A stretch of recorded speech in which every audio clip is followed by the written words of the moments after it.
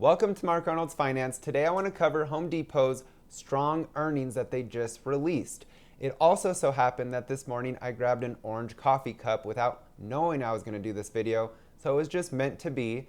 And before I get started, if you're new to my channel, be sure to subscribe so you don't miss an episode. I'm somebody that is very transparent. I show my dividends, I show my portfolio performance with every single video, which I'm going to do here in a second. My content is very diverse, and I just think we can all learn from each other and become wealthy long term from the knowledge and research that I do, but also I get a lot of great comments, which helps me as well. So thank you guys very much. Let's get started with that transparency with my portfolio performance.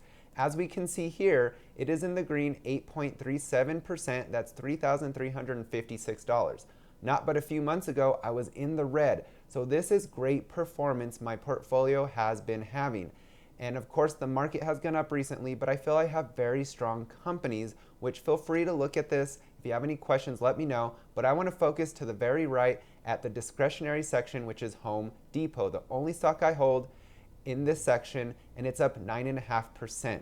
So it's doing well for me. It recently went up, and I will share the stock chart later on, but I want to get right into this.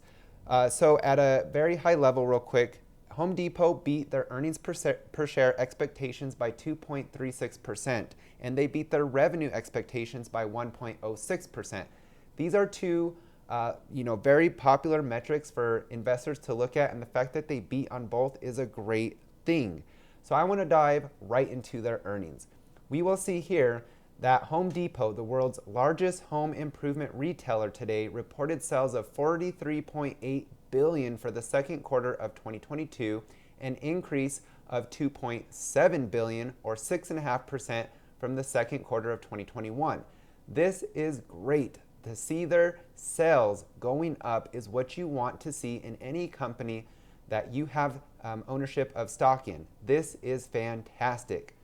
Net earnings for the second quarter of 2022 were $5.2 billion or $5.05 per diluted share, compared with net earnings of $4.8 billion or $4.53 per diluted share in the same period of 2021.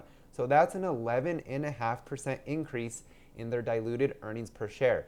This is phenomenal. This is, again, what we want to see as investors. Their sales going up, their earnings going up. That is showing the strength of Home Depot, and what they are doing is working. Now, the CEO has quoted a few things here I want to read. In the second quarter, we delivered the highest quarterly sales and earnings in our company's history. Yes, you heard that right, in their company's history. This is a great thing for Home Depot and us investors.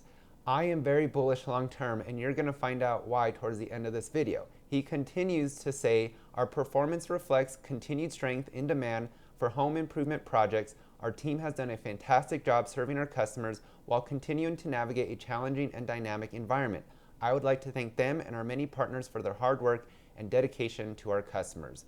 I really like when the CEOs or the upper management gives shout outs to the hardworking employees, because they're the bread and butter of the company, and this is just great to see. So I love that they did that. Now I want to start by looking at some of their financials. We're going to look at their assets first. We will see that their cash and cash equivalents, now this is all at point in time. So as of July 31st, 2022, August 1st, 2021, and January 30th, 2022, their cash overall has trended downward. So we're going to look a little bit more into that and why that is. Their merchandise inventories has gone up, and that could be obviously the reflection of their strong sales. So their total assets have gone up, which is a great thing. So far, this is looking good. Now, if we look at their liabilities, I do see a few things that I'm not very fond of, but nothing that is bad or red flaggish. Their long-term debt is going up. I realize Home Depot, being a huge retailer with these huge, box warehouses, are going to have some big expenses. And if they're opening up more stores and, really holding that world's largest home retailer title, they need to expand, they need to grow. So they need to probably take out that debt. But hopefully this will trend down at some point, because I do think they hold decent amount of debt for a company that, when I look at companies that I want to invest in, this is a little high for me and it's going up. So I'm just going to be keeping an eye on that.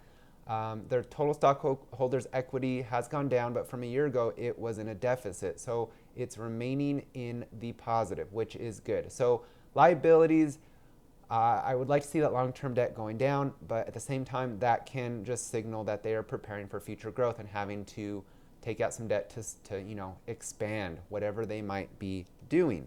So if we look at their income statement, specifically their net sales and earnings, we will see here that their net sales have increased. So this shows the 3 months ended at July 31st, 2022 versus last year's second quarter ending, and then it compares the first 6 months of this year versus the first 6 months of last year. So net sales have gone up 6.5% when you compare the 3 months and 5.2% when you compare the 6 months. So that is great. Cost of sales has gone up, but it created a gross profit that is still increasing at 6%. So that is great.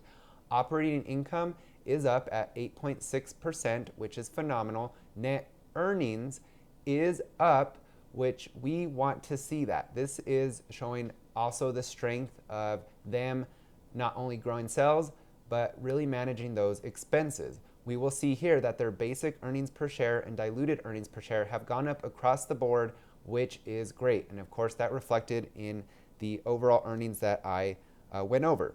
I want to show this because to me, this was very important. I want to show that their customer transactions, of course, this is the same comparison, the 3 months and the 6 months from this year to last year. It actually went down 3% when comparing the 3 months and 5.5% when comparing the 6 months. So less customer transactions, but this is a big but. Their average ticket size has gone up 9.1% in the 3 month comparison and 10.2% in the 6 month comparison. That by far makes up for the downtrend in customer transactions. That is phenomenal, which means their sales per retail square foot is up 5.7% when comparing the 3 months and 4.3% when comparing the 6 months. Overall, this is phenomenal that even though they had a reduction in their customer transactions, they were able to increase the average ticket and the sales per retail square foot. So this is very positive. I love to see this. And speaking of kind of cash, let's look at their cash flows real quick. We will see that the net cash provided by operating activities has gone down slightly. And I think that's, obviously there's going to be more expenses involved and things like that. But their net cash used in investing activities has remained relatively flat. And if we continue on to the lower half of their cash flow statement, we will see that their repayments of long-term debt has ticked up. They're taking out more long-term debt, so obviously they're having to repay more, which explains that reduction in cash, right? Part of that. And they're still repurchasing shares of common stock, which I like to see. It has slowed down a little bit, but they're still repurchasing, which is great. So they're not diluting us as shareholders. And important, their cash dividends are going up with their paying out. So that's a good sign. That means they're increasing their dividend, paying out more. So that also is a part of why their cash is lower. So overall, their cash and cash equivalents has gone down, but I think that's mainly due to the increase in their long-term debt, their increase in their cash dividends. They're still repurchasing common stock at a healthy rate. So nothing to me that's really red flaggish. I would like to see that long-term debt go down, as I mentioned, but I'm sure that's something that strategically they're taking out more debt for a reason, and long-term I'm sure they'll be able to pay that down just fine. So let's look at what their forward guidance is. We will see here that they are reaffirming their guidance for 2022. You can read through these numbers. Well, I'll just hit a few. So their total sales growth and comparable sales growth are of approximately 3%. It was what they're holding at. Their net interest expense of approximately $1.6 billion. Their operating margin of approximately 15.4%. And they're still expected for the earnings per share to grow in the mid-single digits. So the fact that they didn't lower this is great. The fact that they are reaffirming this is great. The fact that they did not increase it is not good. They could have done that. I think Lowe's did that, but that's okay. Reaffirming it is okay because the one thing we didn't want is for them to lower guidance, and so I'm very happy with that. Now I want to look at what they released also with their earnings, some cool quick stats in a very visual format. So again, sales came in at $43.8 billion. Their diluted EPS was $5.05. Again, an increase of 11.5% from the same quarter last year. They have had the highest quarterly sales and earnings results in company history, as we learned. Their pro and do-it-yourself sales have had growth. They've had record downloads, traffic, and sales via their mobile app. I want to take a quick pause here. I want to show you this chart that shows this is in the US as of June of 2022. This is the market share of leading retail e-commerce companies. Of course, Amazon blows it away. Then you have Walmart, Apple, eBay. Target and Home Depot are virtually tied. The fact that Home Depot is right there with Target is impressive because Target has a strong app and e-commerce presence as well. Now, Home Depot is above Best Buy, Costco, and you can read on and on and on. So Home Depot has a strong e-commerce side of their business. This is why one of the main reasons why I'm bullish on Home Depot, because I've used their app many times now. It is very easy to use. Everything so far has come in very accurate as expected. And I think this is a huge opportunity for this company that I really hope they continue to focus on, and it seems like they are. Also, let's go back to this. So they had a successful sneak preview of Halloween lineup. A lot of people like to buy their huge Halloween displays, and the fact that they're having a huge successful sneak preview shows maybe their Halloween sales are going to be strong. Of course, as of now, they have 2,316 stores. 2,005 of those are in the US and territories, 182 are in Canada, and 129 are in Mexico. Again, at the very top right, he's giving a shout out and just, them continuing to navigate through a challenging and dynamic environment, just doing a fantastic job. So I really like that message. So I want to move now into their stock chart. So I took it out to the year to date, and it is down a little over 20%. I think it reached a high of about 420, and now it's a little over 320, so it's trailing about $100. Its PE ratio is at a 20.68, which is higher than the S&P and market average, which is more in the 17 to 18, maybe even 19 range now. Their market cap is $334.77 billion, so they're a large company. Let's look at what analysts are expecting with this company. Their stock price target is a median target of 344, a high target of 470, and a low estimate of 285. Of course, with them at about 325 right now. So what I'm going to do with my Home Depot stock, obviously I'm going to keep it. I'd love to add to it. So I'm going to rate it from a hold to a buy. Right now, I think Home Depot, if you buy under 300, now it's at 325, if it goes below 300, I think it's an absolute buy. I wish I would have picked up more when it was below, but I was focusing more on Amazon at that point in time.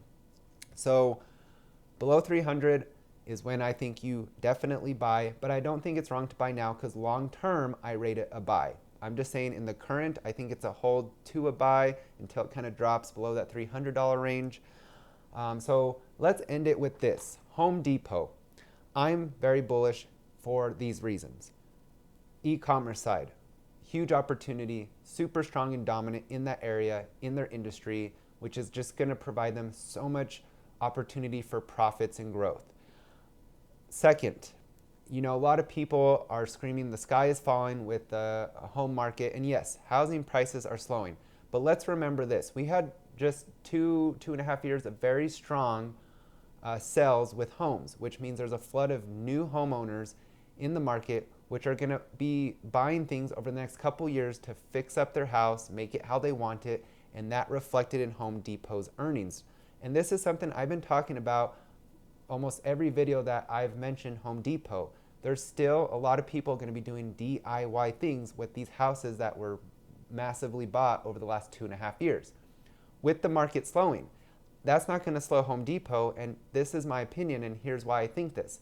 As prices come down, you're going to have a new flood of people buying homes because that's what they're waiting for. I know a lot of people now in my life that are now waiting for this downtrend in homes, which it is happening. I don't think it'll be a 2008 situation, but I think they're all now gearing up to buy homes probably later this year into next year, which means there's going to be those new homeowners again flooding into places like Home Depot to do DIY projects. So contractors are also part of that, which Home Depot has a very healthy market share with contractors going and using them for their supplies. So I think overall, Home Depot is a great buy, a high quality company. I'd like to see their debt improve, but their sales, their earnings are increasing, which is really important as investors. So I like to see that. So let me know what you think of Home Depot, their recent earnings, their company as a whole, their future. Would you own them? I obviously do, and I'm going to keep them for a long time. I feel this is a company that'll be around probably the rest of my life, which is why I invested in them.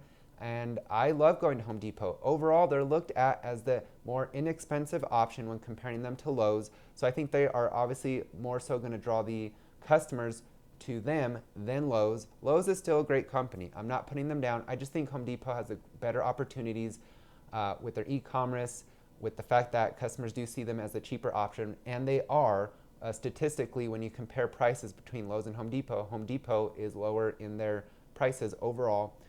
So there's just more things I can go over. I did a video, a more in-depth video of Home Depot, so if you want to go through my channel, look for that. Great, lot of great extra stats on Home Depot and my opinions. So yes, let me know what you think. This is still a company that I will be adding to at some point, especially if it goes below 300 in the short term. So thank you guys so much for joining me, going over these earnings. In my opinion on Home Depot, I'd love to hear your opinions as well. And until next time, have a great day. And thank you guys very much. We'll see you next time on Mark Arnold's Finance.